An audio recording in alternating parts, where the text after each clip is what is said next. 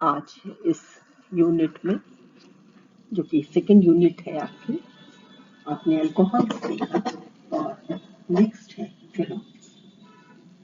Phenols में क्या क्या आपको जानना है, क्या क्या मैं यहाँ आपको बताऊंगी, वो आपके सामने रख रही हूँ। तो सबसे पहले आप देखेंगे कि उसका स्ट्रक्चर, बॉन्डिंग क्या है, प्रिपरेशन के मेथड क्या है, फिनॉल्स की रिएक्शंस क्या है, एसिडिक स्ट्रेंथ कैसी है, फिर एसिडिक स्ट्रेंथ का कंपैरिजन और कुछ नेम्ड रिएक्शन। तो यहाँ पर देखिए तो स्ट्रक्चर आपके सामने आ रहा है। तो ये है फिनॉल और यहाँ पर है अल्कोहल, जिसको अभी आप इसके पहले देख चुके हैं। देखें तो आप क्या पा रहे हैं कि यहाँ पर भी ये जो ग्रुप जुड़ा हुआ है, दिस इज OH, और ये आप अल्कोहल में OH देख के आए हैं। अंतर दोनों में अगर आप देखें तो आप क्या पाते हैं, यहाँ बॉन्ड लेंथ वगैरह मेंशन की गई है जो डिफरेंट है, लेकिन सबसे बड़ा जो अंतर है कि अगर ये OH ग्रुप बेंजीन रिंग से जुड़ा हुआ है और डायरेक्ट जुड़ा हुआ है, देखिए ये बेंजीन का कार्बन है जो कि sp2 हाइब्रिडाइज्ड कार्बन यहाँ लिखा हुआ है, this is sp2 hybrid carbon. अगर डायरेक्टली इससे OH ग्रुप जुड़ा हुआ है then it is known as phenol. Otherwise if this carbon is also present in this case, but this is not the aromatic carbon, this is not the carbon of benzene ring, this is simple aliphatic carbon, this is alkane system, so this is known as alcohol। Alcohol में एल्केनॉल नाम आप देते थे और यहाँ पर phenol नाम देते हैं। तो बेंजीन रिंग के सिस्टम में जब डायरेक्टली OH जुड़ा हुआ है तो इसका नेचर अलग हो जाता है, इसका बिहेवियर अलग हो जाता है और आपको जो सिस्टम मिलता है वो है फिनॉल। तो इसको आप हमेशा ध्यान रखेंगे कि फिनॉल का क्या है, क्या स्ट्रक्चर है और किस तरह से आपका अल्कोहल का है। देखिए बॉन्ड लेंथ का वेरिएशन है, बॉन्ड एंगल का भी एक माइनर सा डिफरेंस है, अदरवाइज यहाँ पर सिस्टम आपका sp2 हाइब्रिड सिस्टम है।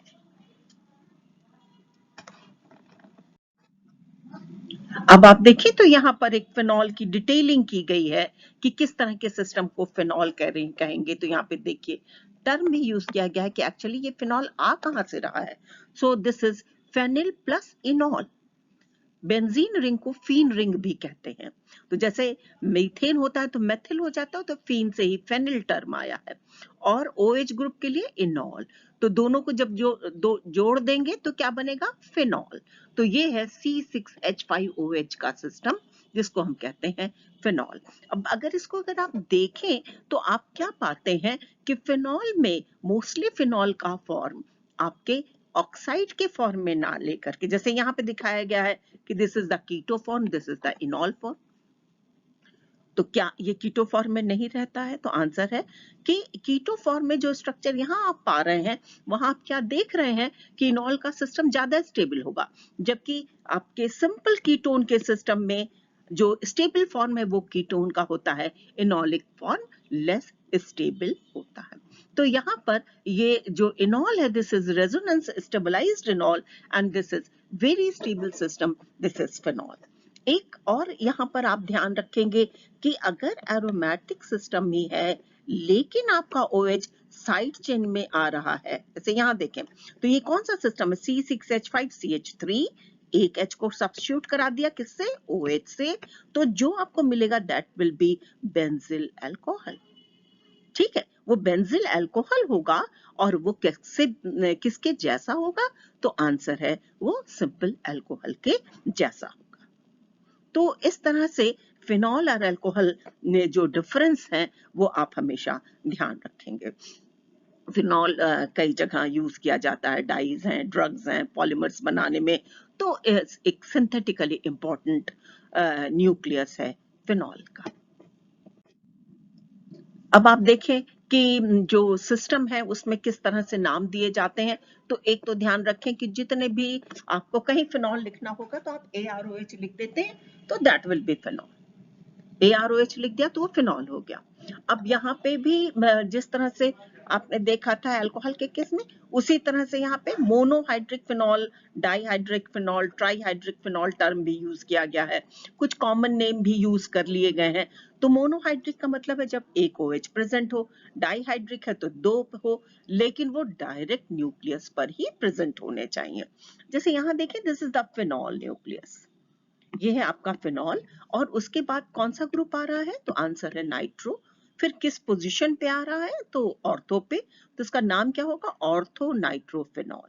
या पोजीशनिंग बतानी हो then it will be 2 nitrophenol. यहां देखें तो ये है अमीनो ग्रुप, अमीनो ग्रुप की पोजीशन क्या है, पैरा या 4 पोजीशन है, तो पैरा अमीनोफिनॉल या 4 अमीनोफिनॉल। कार्बोक्सिलिक ग्रुप जुड़ जाए तो क्या कहेंगे इसे। अब ये सिस्टम देखें तो ये सिस्टम बेंजोइक एसिड का हो गया है, so this is known as para hydroxy benzoic acid. लेकिन इसका जो OH ग्रुप है इसका नेचर फिनोलिक है।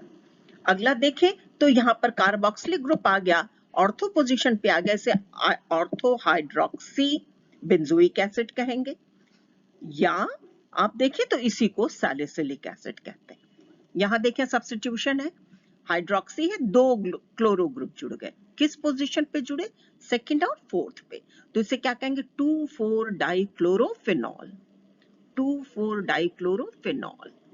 नेक्स्ट देखें तो ये न्यूक्लियस अब बदल गया है, अब बेंजीन का न्यूक्लियस नहीं है, अब किसका न्यूक्लियस हो गया, नैप्थलीन। नैप्थलीन पे आया OH, तो इसे आप 1 नैप्थॉल कहिए या अल्फा नैप्थॉल कहा जाता है। इसमें देखें तो पोजीशन बदल गई, तो ये हो गया 2 नैप्थॉल या बीटा नैप्थॉल। तो ये जहां पर एक हाइड्रोक्सी ग्रुप जुड़े हैं वो कुछ नाम आपके सामने आए। दूसरा सिस्टम देखें डाईहाइड्रोक्सी का, तो वो एक दूसरे के रिस्पेक्ट में 1-2 पोजीशन पे हो सकते हैं, 1-3 पोजीशन पे हो सकते हैं, या 1-4 पोजीशन पे हो सकते हैं। तो this is known as catechol, resorcinol और क्विनॉल। कैटेकॉल, रिसोर्सिनॉल और क्विनॉल। एक अगला सिस्टम आया ट्राईहाइड्रिक अल्कोहल का, तो 1-2-3 पोजीशन हो गई, तो ये कहलाता है पाइरोगेलॉल। 1-2-3 पोजीशन है, then it is known as pyrogallol. 1-3-5 position है, then phloroglucinol, and when it is 1-2-4 position, then it is known as benzene triol. अब देखें कि ये फिनॉल किस तरह से प्रिपेयर किया जा सकता है। तो सबसे पहला जो मेथड यहाँ लिया गया है वो है आपका सल्फोनिक एसिड से। अब देखें सल्फोनिक एसिड और यहाँ पे सोडियम सॉल्ट लिया गया है, ठीक है, तो ये है सल्फोनिक एसिड से, तो sodium salt of sulphonic acid use किया गया है। तो यहाँ हो क्या रहा है, देखा जाए तो ये रिएक्शन है डीसल्फोनेशन की reaction. Sodium hydroxide strong base है, स्ट्रॉन्ग बेस के साथ जब रिएक्शन हो रही है तो यहाँ से सल्फोनिल ग्रुप निकल रहा है और उसकी जगह क्या हो जा रहा है, ये सोडियम हाइड्रोक्साइड के साथ रिएक्शन करके सोडियम सॉल्ट बन जा रहा है, और ये सोडियम सॉल्ट एसिडिक मीडियम पे फर्दर सोडियम निकल जा रहा है और आपको दे दे रहा है फिनॉल। पैरा पोजीशन पे मेथिल ग्रुप जुड़ा हुआ है तो इसे पैरा मेथिल फिनॉल कह सकते हैं या पैरा क्रिसॉल कह सकते हैं। उसी तरह से एक दूसरा एग्जाम्पल लिया गया है कि सोडियम सॉल्ट है यहाँ पर जो कि नैप्थलीन के साथ जुड़ा हुआ है, सोडियम हाइड्रोक्साइड के साथ ट्रीट कर रहे हैं तो आपको फिनॉल मिल जा रहा है।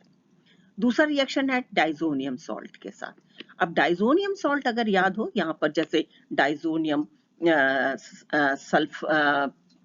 डाइजोनियम हाइड्रोजन सल्फेट ले लिया गया है, पैरा पोजीशन पे नाइट्रो ग्रुप जुड़ा हुआ है, तो आपको ये मालूम, जैसे आपने हाइड्रोलिसिस कराई, तो जब आप हाइड्रोलिसिस करवाते हैं तो नाइट्रोजन गैस के फॉर्म में निकल जाता है और यहाँ आकर के OH ग्रुप जुड़ जाता है और आपको पैराफिनॉल मिल जाता है।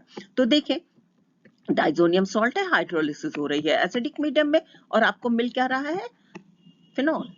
तो डाइजोनियम सॉल्ट से फिनॉल आप आसानी से बना सकते हैं। आगे आप जब डाइजोनियम सॉल्ट पढ़ेंगे तो फिर ये रिएक्शन वहां पर भी आपको बताई जाएगी कि किस तरह से फिनॉल से डाइजोनियम सॉल्ट बनाते हैं। नेक्स्ट देखें तो एरिल हैलाइड है, ठीक है, अब देखिए हैलोजन है ना, एरिल हैलाइड का सिस्टम है, हाइड्रोलिसिस करवा रहे हैं, ठीक है, तो इसमें ये जरूर है कि लार्ज स्केल सिंथेसिस के लिए इसको नहीं यूज करते हैं, लेकिन एरिल हैलाइड की से बना सकते हैं, और खास बात है जब उसमें इलेक्ट्रॉन विथड्रॉइंग ग्रुप जुड़े हुए हों।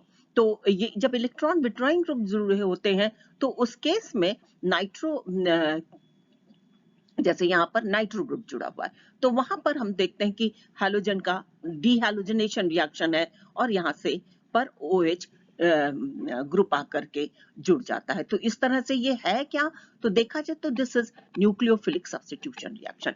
क्यों? क्योंकि ये जो दो नाइट्रो ग्रुप जुड़े हुए हैं ये डीएक्टिवेटिंग ग्रुप है, हैलोजन जुड़ा हुआ है वो भी डीएक्टिवेटिंग ग्रुप है लेकिन ऑर्थो पैरा डायरेक्टिंग है।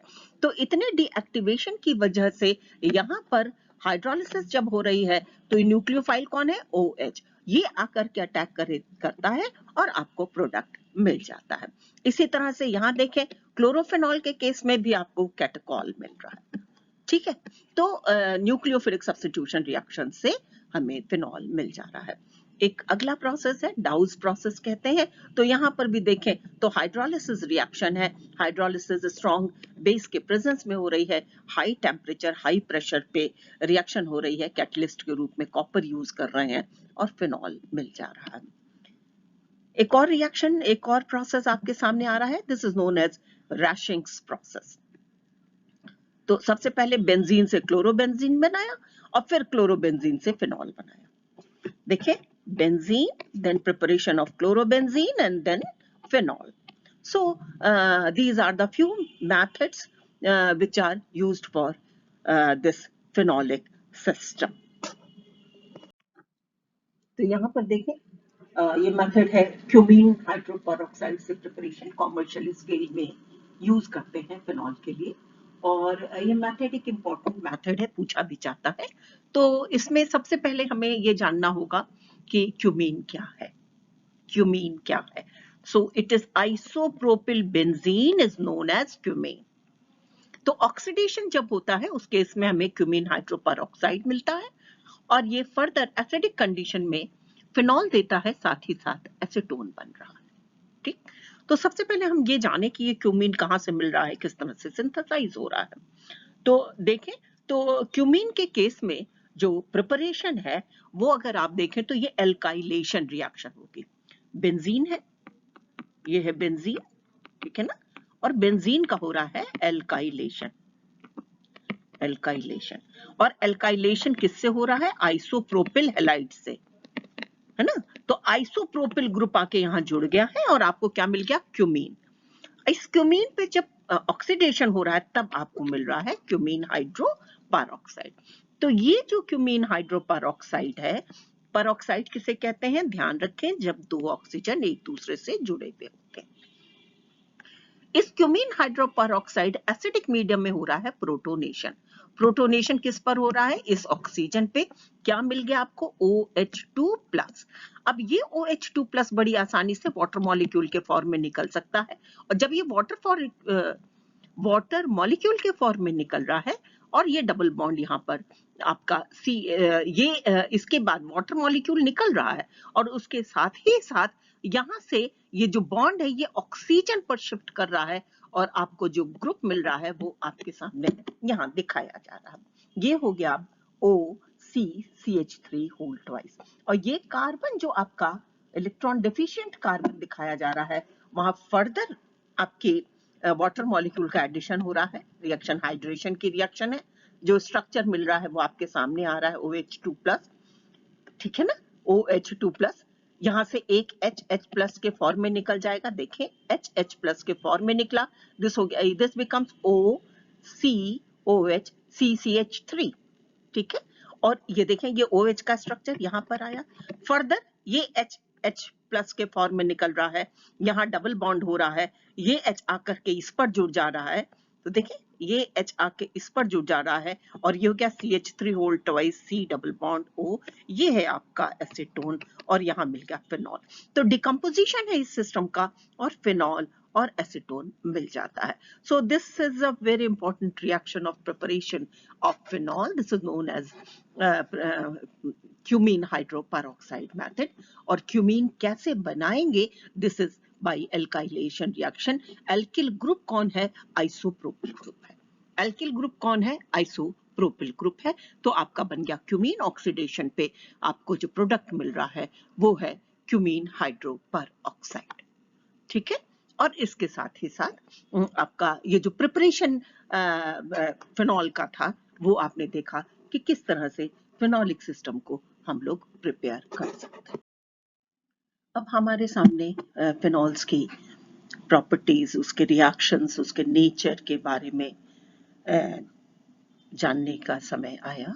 तो सबसे पहले हम ये देखें कि फिनॉल किस तरह से सिस्टम में प्रेजेंट है। तो वैसे तो हाइड्रोजन बॉन्डिंग के बारे में आपको पता है, सिर्फ एक रिफ्रेश करने के लिए यहाँ पे मैंने आपके सामने कुछ एग्जाम्पल लिए हैं कि हाइड्रोजन बॉन्डिंग फिनॉल के केस में ये देखा गया कि यहाँ पे इंटरमॉलिक्यूलर भी है और इंट्रामॉलिक्यूलर, है ना। जैसे अब ये एक एग्जाम्पल लीजिए, ऑर्थोनाइट्रोफिनॉल, या इसी तरह का एग्जाम्पल हो जाएगा आपका ऑर्थोसैलिसिलिक एसिड का, लेकिन यहाँ पे हम ऑर्थोनाइट्रोफिनॉल की बात कर रहे हैं। तो देखें, ये है आपका नाइट्रो ग्रुप, ये दिस इज योर नाइट्रो, ठीक है ना, और ये है आपका फिनॉल। तो यहाँ पर ये ऑक्सीजन और हाइड्रोजन के बीच में हाइड्रोजन बॉन्डिंग प्रेजेंट है। इसी तरह से अगर आप सिस्टम इंटरमॉलिक्यूलर हाइड्रोजन बॉन्डिंग का देख लें, किस तरह से वाटर मॉलिक्यूल के साथ जुड़ सकता है, तो वो सिस्टम भी आपके सामने आ रहा है। अगला सिस्टम नाइट्रोफिनॉल लिया है, दूसरा पैरा नाइट्रोफिनॉल। तो यानी नाइट्रोफिनॉल के केस में देखें तो ये देखें, ये इस एग्जाम्पल को लिखे, this is first and this is your third. तो पहला और तीसरे में देखिए अंतर क्या है। तो आप क्या पा रहे हैं कि एक जगह नाइट्रो ग्रुप ऑर्थो पोजीशन पे प्रेजेंट है और दूसरी जगह नाइट्रो ग्रुप पैरा पोजीशन पे प्रेजेंट है। अब आप पा क्या रहे हैं कि नाइट्रो ग्रुप जो पैरा पोजीशन पे प्रेजेंट है वो आपके किस में, इंट्रामॉलिक्यूलर में हाइड्रोजन बॉन्डिंग तो नहीं करेगा, तो यहां पर इंटरमॉलिक्यूलर हाइड्रोजन बॉन्डिंग प्रेजेंट है। और जब स्पेस अलाउड सिस्टम है, जब फेवर कर रही है पोजीशनिंग नाइट्रो ग्रुप की, तो इंट्रामॉलिक्यूलर हाइड्रोजन बॉन्डिंग प्रेजेंट है। यानी फिनॉल के केस में इंट्रामॉलिक्यूलर और इंटरमॉलिक्यूलर दोनों तरह की हाइड्रोजन बॉन्डिंग पाई जाती है। तो यहाँ देखिए एक सेंटेंस जो लिखा है वो मैं पढ़ भी रही हूँ यहाँ पर कि इट टर्न्स पिंक और red on exposure to air and light due to oxidation. High boiling point and solubility are explained by intermolecular and intramolecular hydrogen bonding. Water में solubility क्यों है? जैसे hydrogen bonding with water molecule it increases solubility in water. तो क्यों water में solubility बढ़ रही है? क्योंकि ये आसानी से, यहाँ पर अगर आप देखें तो ये आपका यहाँ तक एक है और ये दूसरा फिनॉल मॉलिक्यूल है और ये है आपका वाटर मॉलिक्यूल। तो वाटर मॉलिक्यूल के प्रेजेंस की वजह से हाइड्रोजन बॉन्डिंग हो रही है और ये आपका सिस्टम वाटर सॉल्युबल होता चला जा रहा है। नेक्स्ट देखिए तो हम लोग देखेंगे, सबसे पहले ये जानने की जरूरत पड़ जाती है कि इसका नेचर कैसा है। तो पाया ये गया कि फिनॉल का बिहेवियर एसिडिक है and it is fairly acidic. ये पुअर एसिड नहीं है अल्कोहल के तरह, this is fairly acidic system. ये जैसे यहाँ पे देखें तो स्ट्रॉन्ग बेस है सोडियम हाइड्रोक्साइड, तो उसके साथ ही आकर के सोडियम सॉल्ट बना ले रहा है, ठीक है ना। Phenols are fairly acidic and form salts with alkali metal hydroxide. लेकिन एक चीज और ध्यान रखने की है, सोडियम हाइड्रोक्साइड के साथ तो बना लेगा, लेकिन हम चाहें कि सोडियम कार्बोनेट या बाइकार्बोनेट के साथ बना ले तो ऐसा नहीं हो पाता है। और ऐसा क्यों है? क्योंकि स्ट्रॉन्ग बेस जब हम आप यूज कर रहे हैं then it will react, but if it is weak base, as this phenol is also very weak, so it do not react, ठीक है। तो ये इसी से हम कंपेयर करते हैं कि अल्कोहलिक सिस्टम है या फिनॉलिक सिस्टम। यानी एक तरफ आपको एक एसिड दे दिया जाए और फिनॉल दे दिया जाए और दोनों में अगर अंतर करना है और उसके एसिडिक बिहेवियर के बेसिस पे करना है, तो जो स्ट्रॉन्ग बेस के साथ रिएक्ट करेगा वो फिनॉल होगा, जो वीक बेस के साथ रिएक्ट करेगा वो क्या होगा? वो एसिड होगा, ठीक है। तो कार्बोक्सिलिक एसिड या जो कार्बोक्सिलिक ग्रुप कंटेनिंग सिस्टम है वो सोडियम बाइकार्बोनेट, सोडियम कार्बोनेट के साथ रिएक्ट कर जाएंगे, लेकिन आपका जो सिस्टम फिनॉलिक है उसके लिए हमें स्ट्रॉन्ग बेस चाहिए होगा, ठीक है। मिनरल एसिड के साथ डिकम्पोजिशन, जैसे ArONA सोडियम सॉल्ट बन गया। अब इसको हमें हटाना है तो हम जो है एसिड से ट्रीट कर देते हैं। जब हम एसिड से ट्रीट करते हैं तो क्या बनता है, तब आपका फिर से फिनॉक्साइड आयन बन जाता है या फिनॉल बन जाता है, जो कि वीकर एसिड है। ठीक, तो ये ध्यान रखेंगे, जबकि ये कार्बोक्सिलिक ग्रुप के साथ ऐसा नहीं होता है। ठीक है, जो हाँ दोनों जगह देखिए कंपेयर फ्रॉम लिखा हुआ है, तो ये जब हम अल्कोहल फिनॉल को अल्कोहल या कार्बोक्सिलिक ग्रुप से कंपेयर करने चलते हैं तो ध्यान रखें carboxylic group strongest acidic behaviour के साथ है, उसके बाद फिनॉलिक आता है और तब हमारा अल्कोहलिक सिस्टम आता है, जिसको आप अभी आगे देखेंगे। और ध्यान रखें एसिडिक कैरेक्टर फिनॉल का क्या है, किस तरह से डिसाइड होता है and how you can explain it, इसको बहुत अच्छी तरह से आप देखें। अब यहां दिखाया गया कि फिनॉल है और अल्कोहल का सिस्टम है, तो किस तरह से हम बताते हैं क्यों अल्कोहल हमारा वीक एसिड है। तो उसका आपके पास आंसर है कि फिनॉल के केस में अगर आप सिर्फ फिनॉल का ही स्ट्रक्चर देखें, ये अगर आप देखें इसने नॉन बॉन्डिंग इलेक्ट्रॉन दे दिया, तो उसके बाद आप क्या देख रहे हैं कि ये जो पॉजिटिव चार्ज आ रहा है ये नेगेटिव चार्ज आ रहा है, उसके बाद ये आयनिक स्ट्रक्चर जो है ये स्टेबल स्ट्रक्चर है, आयनिक स्ट्रक्चर स्टेबल है और यहां से H+ के फॉर्म में आसानी से निकल भी सकता है। दूसरा देखें कि अगर फिनॉक्साइड आयन बन जाता है तो क्या होगा, तो फिनॉक्साइड आयन भी स्टेबल है। इसका मतलब कि फिनॉल के केस में एसिडिक बिहेवियर ज्यादा है किसकी तुलना में, अल्कोहल में, क्योंकि अल्कोक्साइड आयन स्टेबल नहीं है। देखिए ये लिखा है alkoxide ion can each be represented satisfactorily by a single structure, while in case of phenol and phenoxide ion they are stable. तो ये कंडीशन जो स्टेबिलिटी का फैक्टर है, it is with phenol not with alcohol, so the phenols are more acidic than alcohol. Next देख ले कि carboxylic acid की तुलना में क्या है, तो आप देखें कार्बोक्सिलिक एसिड में आपके पास कार्बोक्सिलेट आयन मिल रहा है और कार्बोक्सिलेट आयन की स्टेबिलिटी अगर आप देखें, सो this is more stable, this is more stable, that's why this phenolic system is less stable than carboxylic and more stable than alcoholic। Stability किसकी है, तो ये देखें ये है carboxylate RCO minus is more stable then ARO minus is more stable then alkoxide ion. ये है stability का ट्रेंड, और स्टेबिलिटी इस ट्रेंड में है तो एसिडिक स्ट्रेंथ भी आपकी यही है, RCOOH is more acidic than AROH is more acidic than ROH। तो ये एसिडिक स्ट्रेंथ आपकी सामने आई और इसी तरह से इसके रिएक्शंस आप आगे देखें। अब जब भी हम फिनॉल की बात करते हैं तो ये सिस्टम कैसा है, तो आपके सामने आया, फिनॉल तो हम उसी को कहेंगे जब सिस्टम हमारा एरोमेटिक होगा, नहीं तो वो क्या हो जाएगा, then it will be alcohol. तो अब फिनॉल के केस में ये देखा गया कि सिंपल फिनॉल है, वीक एसिड का सिस्टम है, वीक एसिड का सिस्टम है। फिनॉल में जो पी के वैल्यू निकालते हैं वो this is in the order of 10, जबकि कार्बोक्सिलिक एसिड में देखा जाता है तो इसकी वैल्यू 5, और आप अल्कोहलिक सिस्टम में जाते हैं तो इसकी वैल्यू 16 से 18 के आसपास आती है। तो ये कैसे आपका मोर है लेस है, तो उसको तो अभी आपने देखा कि किस तरह से आपका कार्बोक्सिलिक एसिड स्ट्रॉन्गर सिस्टम है, उसके बाद आपका फिनॉलिक सिस्टम है, उसके बाद आपका अल्कोहलिक सिस्टम है।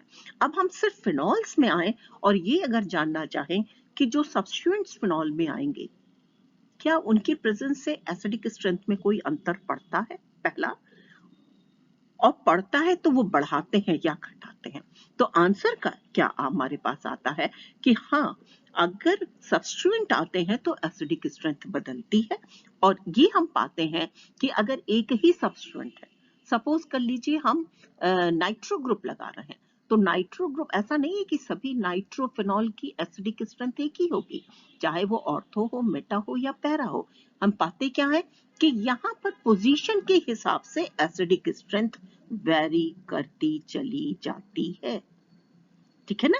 तो यहाँ पर देखें जैसे एक लिस्ट छोटी सी टेबल आपके सामने आई कि ये फिनॉल है। अब किस तरह से नाइट्रोफिनॉल के आने पर वेरिएशन हो रहा है वो आप देख रहे हैं, लेकिन आप ये भी पा रहे हैं कि चाहे वो ऑर्थो पोजीशन हो, चाहे मेटा पोजीशन हो, चाहे पैरा पोजीशन हो, तीनों पर आप ये देख ही रहे हैं कि जब आपका नाइट्रो ग्रुप जुड़ रहा है तो नाइट्रो ग्रुप कैसा है? इलेक्ट्रॉन विथड्रॉइंग ग्रुप है। नाइट्रो ग्रुप कैसा है? इलेक्ट्रॉन विथड्रॉइंग ग्रुप है। तो इलेक्ट्रॉन को विथड्रॉ जब कर रहा है तो एसिडिक स्ट्रेंथ क्या हो जा रही है? बढ़ रही है। एसिडिक स्ट्रेंथ क्या हो जा रही है? बढ़ रही है ना? और जब रिलीजिंग ग्रुप जुड़ेगा तो एसिडिक स्ट्रेंथ आपकी कम हो जाएगी। ये देखें, ठीक है ना? अब देखें यहाँ पे 1 नाइट्रो ग्रुप है तो बढ़कर ये जो है आप एसिड स्ट्रांग हुआ ना, 7.2 7.1 2 लगा दिया, दिस बिकम्स 4। और ध्यान रखें, आपको जान के आश्चर्य होगा कि ये फिनॉल है और ये देखें इसकी पीके वैल्यू आ रही है 1 trinitrophenol. This is very strong acid. तो अगर ये क्वेश्चन हो, do you know any acid, any phenol which is more acidic than the carboxylic system, तो you can answer it easily that yes, 2,4,6 trinitrophenol is very strong. This is picric acid. This is picric acid. अब देखें यहाँ chloro group जोड़ दिया गया है, तो chloro group में भी देखें चाहे वो ऑर्थो पे जुड़ा है, चाहे मेटा पे जुड़ा है, चाहे पैरा पे जुड़ा है, तीनों की एसिडिक स्ट्रेंथ फिनॉल से ज्यादा है। फिर ये सिस्टम आपका क्रिसॉल का है। क्रिसॉल का मतलब क्या आ गया? कौन सा ग्रुप जुड़ा? तो आंसर है मेथिल। मेथिल कैसा है ग्रुप? तो आंसर है प्लस आई। तो प्लस आई चाहे ऑर्थो पे जुड़े, चाहे मेटा पे जुड़े, चाहे पैरा पे जुड़े, वो सब तीनों जगह पर फिनॉल की एसिडिक स्ट्रेंथ को कम करता है, वीकर एसिडिक करता है। ये स्ट्रॉन्ग, माइनस आई स्ट्रॉन्गर और प्लस आई वीकर। अब इन चीज को भी आपको ध्यान रखना है। कई बार ascending descending trend of acidic strength पूछ लेते हैं अलग अलग सब्स्टिट्यूएंट को जोड़ करके। तो आपको सबसे पहले देखना होगा फिनॉल, फिर देखना होगा कौन सा ग्रुप जुड़ा है, फिर देखना होगा उसका नेचर क्या है, वो प्लस आई है या माइनस आई है, फिर देखना होगा उसकी पोजीशन क्या है। क्योंकि ये हमेशा आपको ध्यान रखना होगा कि ये जो फैक्टर आपका इंडक्टिव इफेक्ट का है वो डोमिनेट करता है ऑर्थो और पैरा पोजीशन से। मेटा पर उसका इफेक्ट हमेशा कम पड़ता है, क्योंकि जो आप डीलोकलाइज्ड स्ट्रक्चर दिखाते हैं उस पर भी आप देखें कि चाहे वो इलेक्ट्रॉन विथड्रॉइंग का इफेक्ट हो या इलेक्ट्रॉन डोनेटिंग का इफेक्ट हो, दोनों इफेक्ट ऑर्थो और पैरा पोजीशन पर डोमिनेट करते हैं। इस वजह से आपको पोजीशनिंग का ध्यान रखनी होगी। तो ये सिस्टम देखें अगर आप, तो यहाँ पर जो ग्रुप जुड़ा हुआ है वो कौन सा है? माइनस आई। कौन सा ग्रुप है? माइनस आई, नाइट्रो। इसके पहले भी आप देख चुके हैं, मैं बता चुकी हूँ कि किस तरह से नाइट्रो की पोजीशनिंग के साथ साथ आपका बदलता चला जाती है एसिडिक स्ट्रेंथ। यहाँ पर ये एसिडिक स्ट्रेंथ का ट्रेंड आपके सामने आ रहा है कि ऑर्थो, मेटा और पैरा पे कैसे चेंज हो रहा है। अब इस सिस्टम में अगर आप देखें तो आप देख रहे हैं माइनस आई ग्रुप किस पोजीशन पे है? तो आंसर है कि पैरा पोजीशन पे है। और पैरा पोजीशन पे जब इलेक्ट्रॉन विथड्रॉइंग ग्रुप जुड़ा हुआ है तो वो क्या करेगा? इलेक्ट्रॉन की डेंसिटी को ऑक्सीजन पे कम करेगा। क्या करेगा? इलेक्ट्रॉन की डेंसिटी को ऑक्सीजन पे कम करेगा। जब ऑक्सीजन पे इलेक्ट्रॉन की डेंसिटी कम हो जाएगी, इसका मतलब क्या है कि ये सिस्टम स्टेबलाइज होता चला जाएगा। तो ये सिस्टम स्टेबल सिस्टम है और इस वजह से हम देखते हैं कि यहाँ पर एसिडिक स्ट्रेंथ बढ़ती चली जाती है। ठीक है, तो एसिडिक स्ट्रेंथ पैरानाइट्रो की आपकी ज़्यादा है, किसकी तुलना में? तो आंसर है ऑर्थो और मेटा सिस्टम में। तो देखें इस केस में क्या है? Ortho nitrophenol, nitro minus I effect के साथ। तो पैरा पर आपने देखा था, पैरा पोजीशन मदद कर रहा था फिनॉक्साइड आयन की स्टेबिलिटी पर, और यहाँ पर ऑर्थो पोजीशन पर प्रेजेंट नाइट्रो ग्रुप कर रहा है। यहाँ देखें ये लिखा हुआ है, inductive effect of nitro group decreases the magnitude of negative charge and hence increases the stability of anion. तो यहाँ पर ये फिनॉक्साइड आयन की स्टेबिलिटी बढ़ती चली जा रही है। कुछ स्ट्रक्चर रेजोनेटिंग आपके सामने आ रहे हैं, जो कि यहाँ देखें 1 2 3 4 एंड 5 करके दिखाए गए हैं, जिसमें लिख रहे हैं कि स्पेशली सेकेंड और फिफ्थ जो सेकेंड स्ट्रक्चर है ये आपका स्पेशली स्टेबल है due to unlike charges on adjacent position. ठीक है, तो ये कुछ रेजोनेटिंग स्ट्रक्चर हैं जो कि सिस्टम की स्टेबिलिटी को बढ़ा रहे हैं, और जिस वजह से कि फिनॉल, आप ऑर्थोनाइट्रोफिनॉल एसिडिक है, किसकी तुलना में मोर एसिडिक है, मेटा की तुलना में। और जब यही ग्रुप आपके मेटा पोजीशन पे जा रहा है तो आप पा रहे हैं कि मेटा पोजीशन पर नाइट्रो का इफेक्ट उतना स्ट्रांग नहीं होगा जितना कि ऑर्थो और पैरा पे है, इसलिए मेटा आपका ऑर्थो और पैरा की तुलना में वीक एसिड है। प्लस आई ग्रुप के प्रेजेंस में किस तरह से एसिडिक स्ट्रेंथ वेरी कर रही है फिनॉल की आपके सामने आ रहा है। आप देखें तो आप क्या पा रहे हैं, यहाँ प्लस आई ग्रुप के लिए जो फंक्शनल सिस्टम लिया गया है, जो ग्रुप लिया गया है वो है मेथिल। 3 एग्जाम्पल आपके सामने आ रहे हैं, फिनॉल में पोजीशन बदल रही है, एक है ऑर्थो, एक है मेटा और तीसरी है पैरा। और मेथिल कंटेनिंग सिस्टम या मेथिल कंटेनिंग फिनॉल को क्रिसॉल कहते हैं, मेथिल कंटेनिंग फिनॉल को क्रिसॉल कहते हैं। तो ऑर्थो क्रिसॉल, मेटा क्रिसॉल और पैरा क्रिसॉल। जब हम इनकी एसिडिक स्ट्रेंथ देखने चलते हैं तो हम ये पाते हैं, क्योंकि मेथिल ग्रुप कैसा है, इलेक्ट्रॉन रिलीजिंग। इलेक्ट्रॉन रिलीज किस कारण से हो रहा है, तो आंसर क्या मिल रहा है, it is because of hyper conjugation. Hyper conjugation आप पढ़कर आ रहे हैं कि किस तरह से हाइपर कॉन्जुगेशन काम करता है मेथिल सिस्टम में। अब इसका एग्जांपल देखें, यहाँ पर ऑर्थो क्रिसॉल को लिया गया है, ये मेथिल ग्रुप है और मेथिल ग्रुप, और दिखाया है ये फिनॉल का सिस्टम है, यहाँ पे फिनॉक्साइड आयन बना दिया। अब मेथिल ग्रुप है तो ये क्या कर रहा है, इलेक्ट्रॉन रिलीजिंग ग्रुप है। अब अगर इलेक्ट्रॉन रिलीजिंग ग्रुप है तो ये ऑक्सीजन के इस नेगेटिव चार्ज की इंटेंसिटी को क्या करेगा, तो आंसर है बढ़ा देगा। अब अगर इंटेंसिटी बढ़ रही है तो सिस्टम क्या होगा, डीस्टेबलाइज। क्या होगा, डीस्टेबलाइज। ध्यान रखें, आयनिक कैरेक्टर चाहे वो नेगेटिव हो या पॉजिटिव हो, अगर उसके चार्ज की इंटेंसिटी बढ़ रही है, इसका मतलब है सिस्टम डीस्टेबलाइज कर रहा है। इस सेंटेंस को मेरे हमेशा ध्यान रखिए। अगर नेगेटिव चार्ज है, इलेक्ट्रॉन रिलीजिंग ग्रुप जुड़ा दीजिए, पॉजिटिव चार्ज है, इलेक्ट्रॉन विड्रॉइंग ग्रुप लगा दीजिए, तो उससे क्या होगा, उस आयन की जो स्टेबिलिटी है वो हमेशा घट जाती है। तो यहाँ पर ये दिखाया गया कि किस तरह से ऑर्थो पोजीशन पर जो स्ट्रक्चर्स मिल रहे हैं वो डिस्टेबलाइज कर रहे हैं, इसका मतलब एसिडिक स्ट्रेंथ घट रही है। और ये भी देखा गया कि अगर हम ऑर्थो और पैरा को कंपेयर करें तो हम पाते हैं कि para is more acidic then ortho. और क्यों, तो उसका कारण आपको समझ में आ रहा है कि ऑर्थो की पोजीशनिंग और पैरा को अगर आप देखिए, आगे आपके सामने आ रहा है, आप देखें उसे। इस एग्जाम्पल में देखें तो यहाँ आप क्या देख रहे हैं कि फिनॉक्साइड आयन के पैरा पोजीशन पे मेथिल ग्रुप आ रहा है, और मेथिल ग्रुप के आने की वजह से जो नेगेटिव चार्ज है उसका मैग्नीट्यूड बढ़ता चला जा रहा है, जो सिस्टम को डिस्टेबलाइज कर रहा है। किस तरह से कर रहा है, किस तरह से हाइपर कॉन्जुगेटिव स्ट्रक्चर्स मिल रहे हैं, तो यहाँ पर देखें तो 5, 6, 7 और 8 ये सारे जो रेजोनेटिंग फॉर्म्स दिखाए गए हैं वो ये बता रहे हैं कि पैरा पोजीशन पर जो सिस्टम की डीस्टेबलाइजेशन है वो ज्यादा है, किसकी तुलना में, ऑर्थो की तुलना में। और इस वजह से पैराक्रिसॉल जो है वो आपका लेस एसिडिक है देन द ऑर्थोक्रिसॉल। अगली पोजीशन आ रही है मेटा की। अगली किसकी पोजीशन है, मेटा की। तो मेटा के केस में अगर आप देखें तो आप क्या पा रहे हैं कि मेटा में जो पोजीशन है तो सबसे ज्यादा मेटा पर इसका इफेक्ट कम है, यानी एसिडिक स्ट्रेंथ किसकी ज्यादा हो जाएगी, मेटा पोजीशन पे एसिडिक स्ट्रेंथ ज्यादा होगी, किसकी तुलना में, पैरा और ऑर्थो की तुलना में। तो ये आपके पास मेथिल सिस्टम आ रहा है कि किस तरह से मेटा और पैरा पोजीशन पर आपके प्लस आई के ग्रुप जुड़ने के साथ साथ इफेक्ट बदलता चला जा रहा है। और अब हम देखेंगे कि हैलो ग्रुप का, हैलोजेंस का फिनॉल की एसिडिक स्ट्रेंथ पे किस तरह का इफेक्ट पड़ता है। ध्यान रखिए यहाँ पर हम माइनस आई इफेक्ट की भी बात करेंगे, साथ ही साथ हमें ये भी देखना पड़ेगा कि किस तरह से यहाँ पे प्लस आर इफेक्ट या मेसोमेरिक इफेक्ट काम कर रहा है, ठीक है ना। तो सिर्फ माइनस आई की बात नहीं होगी।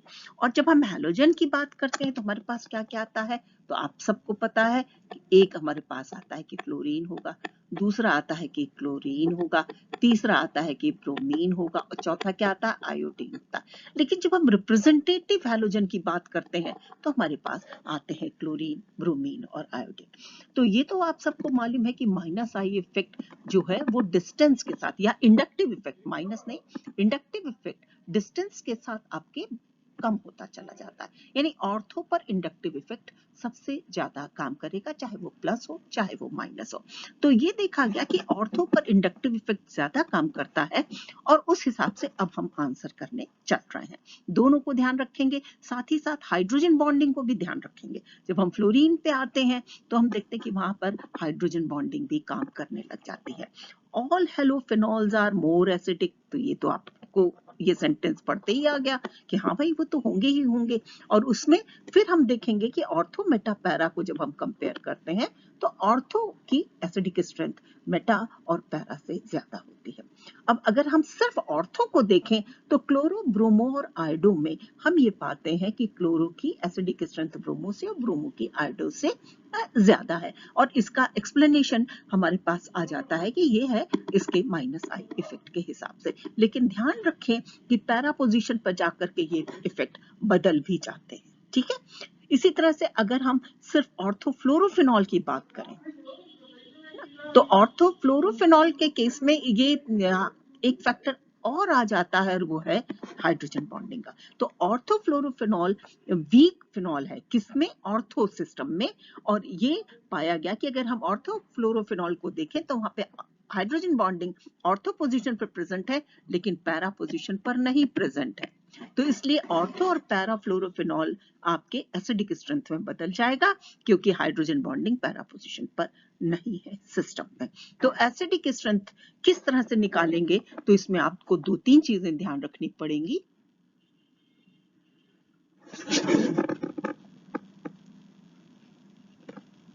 और वो क्या चीजें हैं? तो आपके पास आंसर आ रहा है कि वो है प्लस आई इफेक्ट, वो है पोजीशन, वो है इसका रेजोनेटिंग इफेक्ट। तो इस बेसिस पर आप आसानी से बता सकते हैं कि हमारी एसिडिक स्ट्रेंथ फिनॉल्स में हाइड्रोजन के प्रेजेंस में, प्लस आई ग्रुप के प्रेजेंस में, माइनस आई ग्रुप के प्रेजेंस में क्या होगी। अगर सपोज कर लीजिए 2 प्लस आई ग्रुप दे दिए जाएं, 2 माइनस आई ग्रुप अलग अलग नेचर के दे दिए जाएं, तो कैसे आप डिसाइड करेंगे कि इसकी एसिडिक स्ट्रेंथ क्या है? तो उसका जवाब आपको क्या मिल रहा है? तो आपको जवाब ये मिल रहा है कि प्लस आई इफेक्ट कितना है, ठीक है ना। प्लस आई इफेक्ट कितना है उस बेसिस पर हम डिसाइड करते हैं। सो this is the acidic strength of phenol in the presence of different substituent at a different position. तो अब आप देखिए कि फिनॉल्स में अगर सिस्टम आप देखिए फिनॉल का, तो आपके साथ स्ट्रक्चर तो वेरी मच क्लियर है ना, ये है, ठीक है। तो अभी तक आप क्या क्या देख चुके हैं कि इसका स्ट्रक्चर क्या है, किस तरह से इसकी प्रिपरेशन करेंगे और एसिडिक स्ट्रेंथ क्या है। अब अगर आप देखें तो यहाँ पर एक तो ये रिंग का है, इस OH ग्रुप की वजह से रिंग कैसी है? एक्टिवेटेड है। तो एक्टिवेटेड बेंजीन रिंग के रिएक्शंस यहां होंगे। और दूसरा देखें बहुत सारे रिएक्शन इस सेंटर पे होते हैं, OH पे, ठीक। तो वो रिएक्शंस जो यहाँ OH पे हो रहे हैं तो उसमें का एक यहाँ पर मैंने लिया है। तो इसमें आप देखें तो ये रिएक्शन जो है वहां पर आपका बन क्या रहा है? तो फॉर्मेशन है एस्टर की, ठीक। एसिड हैलाइड ले लिया गया है ना, डेरिवेटिव लिया गया है। तो एसिड हैलाइड का डेरिवेटिव ले लिया गया है और जब फिनॉल के साथ रिएक्शन करवा रहे हैं, ठीक। तो जब फिनॉल के साथ आप रिएक्शन कर रहे हैं, जैसे ये क्या हो सकता है? एसिटिक एनहाइड्राइड हो सकता है, एसिड हैलाइड हो सकता है। और रिएक्शन किस में है? या तो हम एल्कलाइन मीडियम में कराएंगे और दूसरा किस में करा सकते हैं? पिरिडिन एसिडिक मीडियम में। तो एल्कलाइन मीडियम हम NaOH से भी दे सकते हैं और किससे दे सकते हैं? पिरिडीन से दे सकते हैं। और दूसरा कंसंट्रेटेड सल्फ्यूरिक एसिड ले रहे हैं। तो यहां पर H की जगह पे जो ग्रुप आ रहा है आप देखें AROCOCH3, ठीक है। तो यहां पर आपका एक तरह से ये एस्टर फॉर्मेशन है, AROCOCH3। Different mechanism operates for different conditions. तो अब डिफरेंट कंडीशन कहने का क्या मतलब है कि एसिडिक कंडीशन है कि बेसिक कंडीशन है। देखें अगर बेसिक कंडीशन है यानी बेस सिस्टम में, उस समय क्या होगा, ये कैसा है, एसिडिक है, तो ये वाटर मॉलिक्यूल को निकाल कर हट जाएगा और ये क्या बन गया, फिनॉक्साइड आयन। ध्यान रखें कि फिनॉक्साइड आयन की एक्टिविटी फिनॉल से ज्यादा होती है, यानी रिएक्शन जो है वो बेसिक मीडियम में आसानी से हो जाएगा। अब आप देखें तो यहाँ पे RCOX है, X क्या है आपका हेलोजन, या RCOOCOCH3 का सिस्टम होगा। तो यहाँ पर ये क्या हो रहा है, ये जो आपका एल्कोक्साइड फिनॉक्साइड आयन है वो इस कार्बन पे आ रहा है, कार्बन के जुड़ने के साथ जो पोजीशन है वो ये आई, और उसके साथ साथ आपको RCOR एस्टर का फॉर्मेशन हो रहा है, ठीक है ना, एस्टर का फॉर्मेशन हो जा रहा है। तो ये है RCOR का सिस्टम।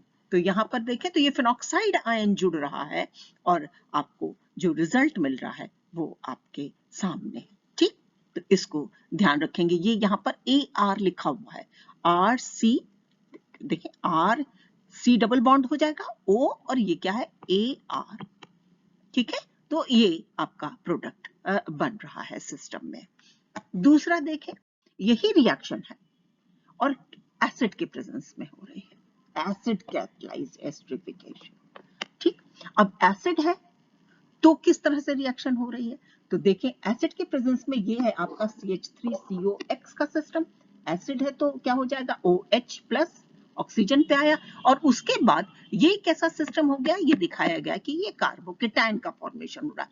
तो एक तरह से जो कार्बोनिल फंक्शनल ग्रुप है, ये कौन सा ग्रुप है, कार्बोनिल, तो एसिडिक मीडियम में कार्बोनिल फंक्शनल ग्रुप की एक्टिविटी को बढ़ा दिया गया है। कार्बन के जो इलेक्ट्रॉन डेफिशिएंट नेचर है उसको यहाँ पे बढ़ा दिया गया है। ये आगे कार्बोनिल जब सिस्टम हम पढ़ाएंगे आपको, तो आप देखेंगे कि वहां न्यूक्लियोफिलिक एडिशन में बताते हैं कि एसिडिक मीडियम में भी हो रहा है, बेसिक में हो रहा है, बेसिक में क्या होता है, एसिडिक में क्या होता है, किस तरह से एसिडिक सिस्टम में इलेक्ट्रोफिलिसिटी इसकी बढ़ जा रही है। देखिए ये इलेक्ट्रॉन डेफिशिएंसी बढ़ गई और ये है आपका फिनॉल, ऑक्सीजन आकर के अटैक कर रही है, अटैक करेगा तो जो स्ट्रक्चर मिलेगा वो आपके सामने ARO, O जुड़ा किससे है, कार्बन से, ये OHCH3X। नेक्स्ट स्टेज में क्या होगा, यहां से HH प्लस के फॉर्म में ये निकलेगा ना, ये निकल गया, देखिए AROCH3C, और ये क्या है X, और यहां से ये OH का H निकल रहा है। तो नेक्स्ट स्टेज में आप देखेंगे AROCOCH3 का सिस्टम मिल रहा है और आपको प्रोडक्ट मिल जा रहा है, ठीक है। तो ये है आपका एस्टरिफिकेशन। फेनोलिक एस्टर के केस में ये भी देखा गया कि जैसे यहां पर एक एग्जांपल लिया, ये है एस्टर फॉर्मेशन, कि ये जो एस्टर है वो जब हम एल्यूमिनियम क्लोराइड लुईस एसिड के प्रेजेंस में देखते क्या है कि यहाँ पर जो ये एसिल ग्रुप है ये माइग्रेट करता है, ये ऑर्थो और पैरा पोजीशन पे चला जाता है, और इस तरह की रीअरेंजमेंट को हम फ्राइज रीअरेंजमेंट कहते हैं। तो इस सिस्टम में फ्राइज रीअरेंजमेंट देखा जाता है। ये कौन सा रीअरेंजमेंट है, FRIES, फ्राइज रीअरेंजमेंट। तो फ्राइज रीअरेंजमेंट एसिडिक मीडियम में हो रहा है, ठीक है। तो यहाँ पर ये conversion ortho para hydroxy ketone में हो जा रहा है। तो ये आपका एक रिएक्शन एस्टरिफिकेशन की आई, बेस कैटालाइज्ड रिएक्शन और एसिड कैटालाइज्ड रिएक्शन। अगली रिएक्शन देखें तो ये रिएक्शन भी बहुत इंपॉर्टेंट रिएक्शन है और इसका नाम है रेमन-टीमन रिएक्शन। थोड़ा स्लाइड में जो नोट्स हैं वो बहुत क्लियर नहीं है, लेकिन मुझे लग रहा है कि आप समझ सकते हैं आसानी से। रेमन-टीमन रिएक्शन, तो इसमें होता क्या, कौन सा ग्रुप जुड़ता है, तो ये है फॉर्मिल, CHO, तो इसको क्या कहते हैं, फॉर्मिलेशन रिएक्शन। रिएक्शन का नाम क्या होगा, फॉर्मिलेशन। देखिए, phenol is treated with chloroform in alkaline condition at a temperature lower than the boiling point of chloroform, ठीक है। तो उस केस में देखते हैं कि जो एल्डिहाइडिक ग्रुप है वो ऑर्थो पोजीशन पे भी आता है और पैरा पोजीशन पे आता है। ऑर्थो पोजीशन पे मेजर प्रोडक्ट बनता है, पैरा पोजीशन पे माइनर प्रोडक्ट बनता है। तो अल्कलाइन कंडीशन है, क्लोरोफॉर्म के साथ रिएक्शन हो रही है। ऑर्थो प्रोडक्ट मेजर में बन रहा है because of hydrogen bonding, para पर भी अटैक हो रहा है। अब किस तरह से ये रिएक्शन हो रही है, क्या इसका मैकेनिज्म है, वो आगे देखेंगे। ये रिएक्शन बहुत ही इंपॉर्टेंट रिएक्शन है आपके लिए, क्योंकि यहाँ जो इंटरमीडिएट बन रहा है वो स्पेशल है। क्या स्पेशलिटी है, क्योंकि ना तो वो कैटायनिक इंटरमीडिएट है, ना तो वो एनायनिक इंटरमीडिएट है, वो एक तीसरा सिस्टम आपके सामने आया जिसको कहते हैं कार्बीन। देखेंगे आप आगे, तो ये है कार्बीन, जहां पर कार्बन आपका सेक्सटेट ऑफ इलेक्ट्रॉन के साथ है, इलेक्ट्रॉन डेफिशिएंट सिस्टम है। ठीक, तो देखें इलेक्ट्रोफिलिक लिखा है ना, substitution electrophilic on phenoxide ion bye डाइक्लोरोकार्बीन, डाइक्लोरोकार्बीन। तो अब जो रिएक्शन हो रही है वो देखें, तो सबसे पहले ये है क्लोरोफॉर्म CHCl3। ठीक, जब आप सिस्टम कैसा ले रहे हैं, स्ट्रांगली एल्कलाइन, एल्कलाइन सिस्टम करेगा क्या, तो ये जो H इसमें प्रेजेंट है उसका नेचर कैसा है, एसिडिक, तो वाटर मॉलिक्यूल निकल गया। ये देखिए क्या बचा, ट्राइक्लोरोकार्बन आयन, इसको क्या कहेंगे, ट्राइक्लोरो, 3 क्लोरीन है ना, ट्राइक्लोरो, कार्बन पे कैसा चार्ज है, नेगेटिव, क्या हो गया, ट्राइक्लोरोकार्बन आयन। और ये ट्राइक्लोरोकार्बन आयन से हैलोजन निकल जा रहा है हैलाइड के फॉर्म में, यहाँ Cl- है, ये Cl- है, और यहाँ जो बचता है दिस इज डाइक्लोरोकार्बन, दिस इज डाइक्लोरोकार्बन। जो फर्दर रिएक्शन है वो डाइक्लोरोकार्बन के साथ हो रही है। अब ये एक पहली इक्वेशन जो देखें तो इससे ये पता चल गया कि क्लोरोफॉर्म एल्कलाइन कंडीशन में क्या जनरेट कर रहा है, तो आंसर है डाइक्लोरोकार्बन। क्या एनाइन इंटरमीडिएट बनता है, तो आंसर है यस, एनाइन बन रहा है trichlorocarbon anion, but this releases chloride ion, one chlorine as chloride, and dichlorocarbon is formed.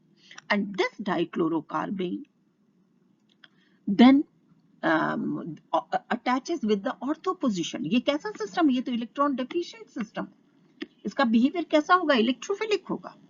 तो यहाँ पर इलेक्ट्रोफिलिक सब्स्टिट्यूशन है, कैसी रिएक्शन है, इलेक्ट्रोफिलिक सब्स्टिट्यूशन रिएक्शन है, और ये डाइक्लोरोकार्बन आकर जुड़ रहा है, एक इंटरमीडिएट स्ट्रक्चर आपके सामने यहां पर आ रही है।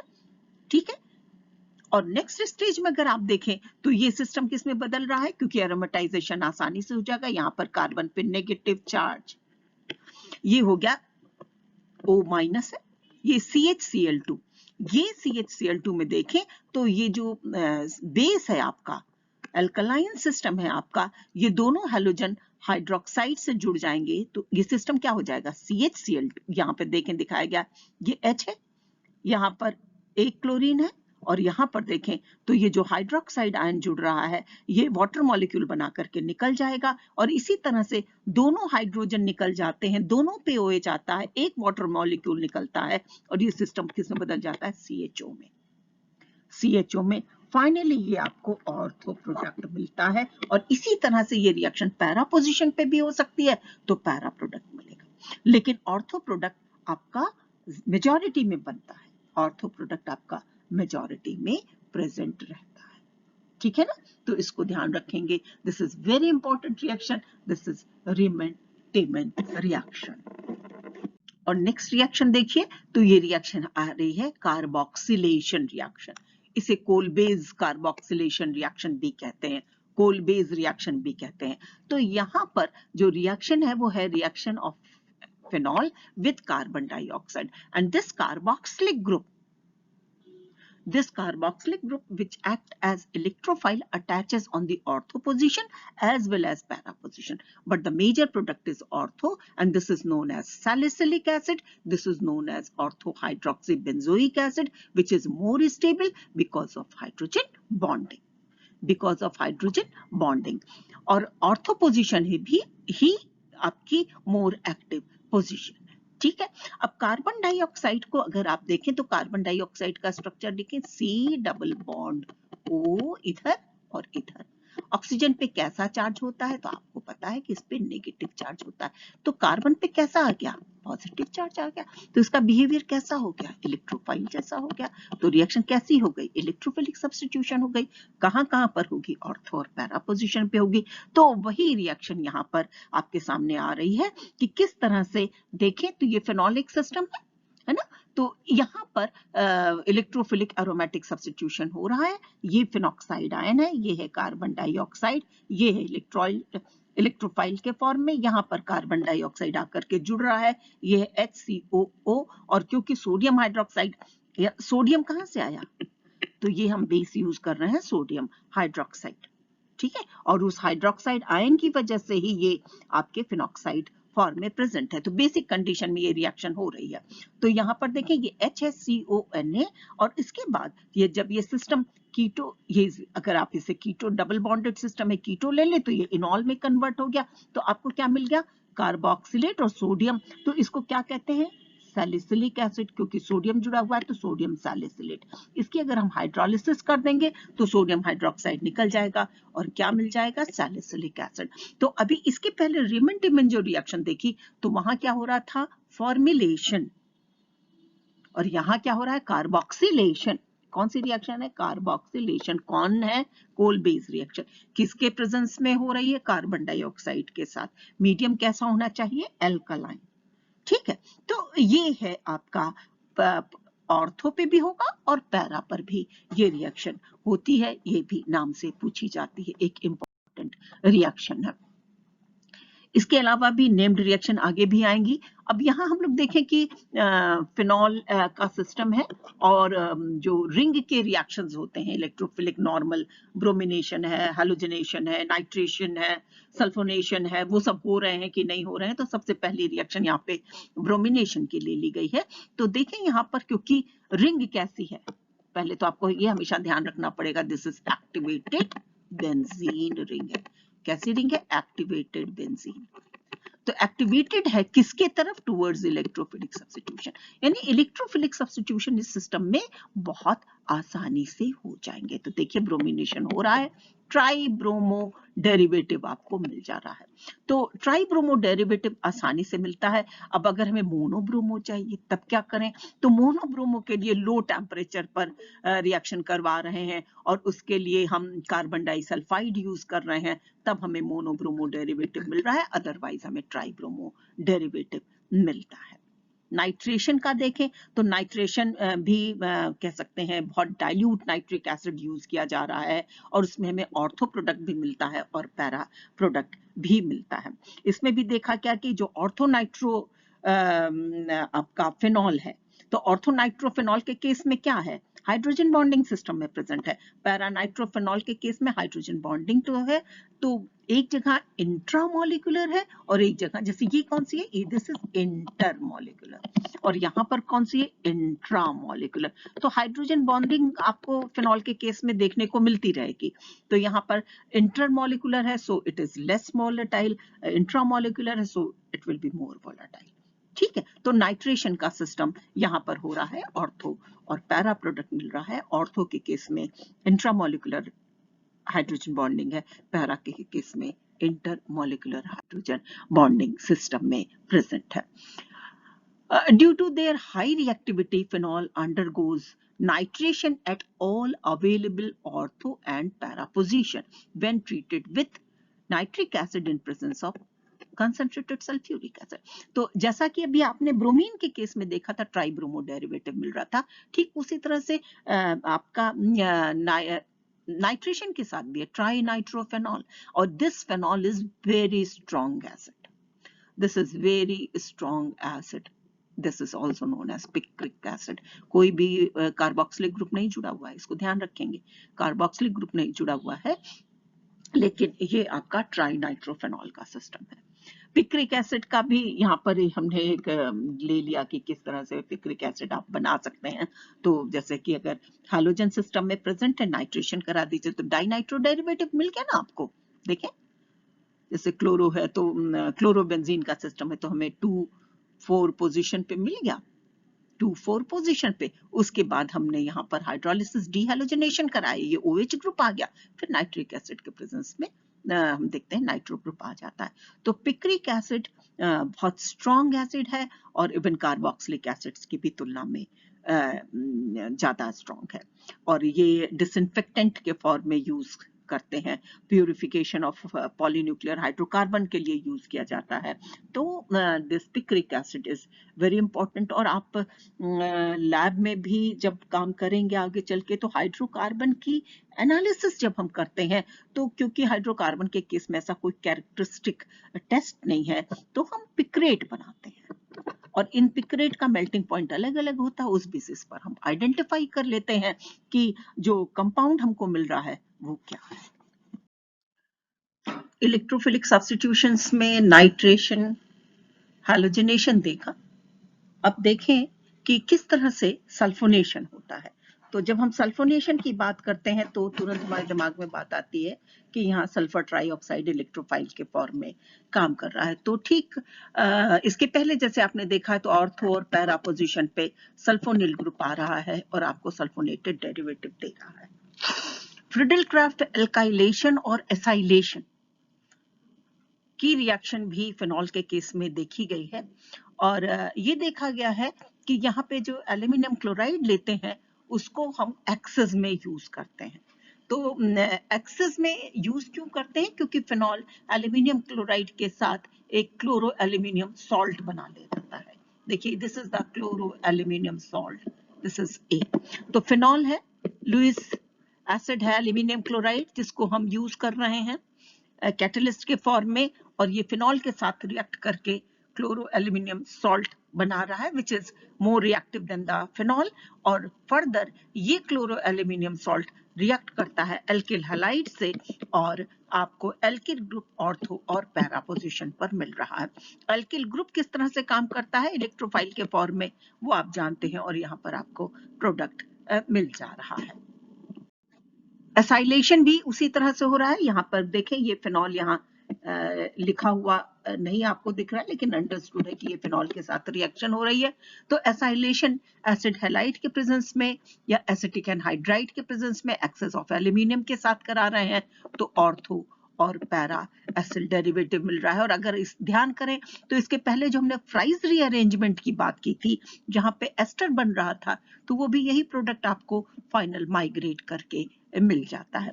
तो यहाँ पर ये एसाइलेशन रिएक्शन है, और इसके साथ ही साथ यहाँ पर जो अंतिम रिएक्शन मैं ले रही हूँ, वो रिएक्शन फिर आपकी फॉर्मुलेशन रिएक्शन आ रही है। जिस तरह से आपने रमन टिमन रिएक्शन देखी थी, ठीक उसी तरह की रिएक्शन है। इसका नाम है गटरमैन्स रिएक्शन, नाम है गटरमैन्स रिएक्शन, और ये रिएक्शन हो रही है HCN, हाइड्रोजन साइनाइड और हाइड्रोक्लोरिक एसिड के प्रेजेंस में। ठीक है, एनहाइड्रस एल्यूमिनियम क्लोराइड यूज करते हैं यहाँ पे, या जिंक क्लोराइड यूज करते हैं कैटलिस्ट के फॉर्म में, और जो एल्डिहाइडिक ग्रुप है वो आ रहा है पैरा पोजीशन पे।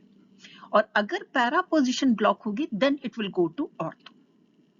ठीक, तो रिएक्शन किससे हो रही है? It is with the mixture of HCN and HCl। ठीक है, और HCN और HCl में अगर आप देखिए तो एक कार्बन ये है जो आपके एल्डिहाइडिक कार्बन बनता है। किस तरह से रिएक्शन प्रोसीड करेगी उसको देखें। तो हाइड्रोजन साइनाइड HCl के साथ रिएक्ट करके इमिडोफॉर्मिल क्लोराइड बना रहा है, इमिडोफॉर्मिल क्लोराइड बना रहा है, और ये एल्यूमिनियम क्लोराइड के साथ जब रिएक्ट करता है तो आपको मिल जाता है आपका इलेक्ट्रोफाइल। ठीक है, ये है आपका इलेक्ट्रोफाइल, और ये इलेक्ट्रोफाइल आपके फिनॉल पे अटैक करता है। देखिए, एल्यूमिनियम क्लोराइड, ये आपका क्लोरो एल्यूमिनियम सॉल्ट बन गया, जो अभी आप देख चुके हैं। यहाँ पर ये इलेक्ट्रोफाइल आपका अटैक कर रहा है, पैरा पोजीशन पे जा रहा है, पैरा पोजीशन पे CH double bond NH, hydrolysis हो रही है। हाइड्रोलिसिस के बाद ये बॉन्ड यहाँ से ब्रेक कर जा रहा है, ब्रेक करने के साथ ही साथ ये बदलता है अमोनिया में, और यहाँ पर आपका CHO ग्रुप आ जाता है। तो इस रिएक्शन को याद रखेंगे, जहां पे पैरा पोजीशन पे formulation is the preferred one. किस पोजीशन पे फॉर्मल ग्रुप जा रहा है? पैरा पे। रीमन टिमन में मेजर प्रोडक्ट कौन सा था? ऑर्थो। क्यों था? Because of many factor, one of the factor is hydrogen bonding. तो यहाँ पर पैरा पोजीशन में हो रहा है, दोनों जगह के रिएजेंट अलग अलग है। वहां पर आपकी एल्कलाइन कंडीशन में रिएक्शन हो रही थी, यहाँ पे आपकी एसिडिक कंडीशन में रिएक्शन हो रही है। तो फॉर्मुलेशन रिएक्शन, गिटरमैन्स रिएक्शन, कोलबेज रिएक्शन और रीमन टिमन रिएक्शन, ये तीन रिएक्शन नेम्ड रिएक्शन है फिनॉल के केस में। और इसके अलावा फिनॉलिक OH की वजह से जो रिएक्शंस है वो आपने देखी। साथ ही साथ रिंग एक्टिवेटेड रिंग की जो रिएक्शंस थी वो आपने देखी। तो ये कुछ था आपके सामने फिनॉल के बारे में। तो इसको आप ध्यान रखेंगे। बहुत बहुत धन्यवाद।